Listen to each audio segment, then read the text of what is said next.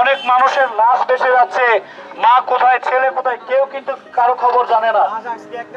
এর আগে আমরা একদিন নোয়াখালীতে শাহানুর এবং গনির মাধ্যমে আমরা অনেক নিউজ পাই এবং আমরা বিভিন্ন মানুষের সাথে যোগাযোগ করি।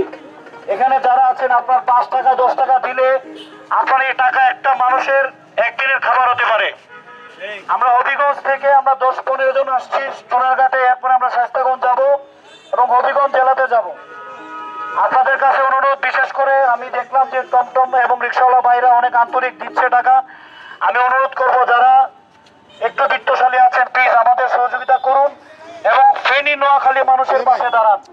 আমরা শিল্পী, আমরা গান করে আপনাদের কাছ থেকে টাকা নিচ্ছি একমাত্র ফেনী নোয়াখালী মানুষদের সহযোগিতা করার জন্য। আমি সবার কাছে অনুরোধ জানাচ্ছি প্লিজ সবাই যে যত আছে আপনার যতটুকু সামর্থ্য আছে এবং এখানে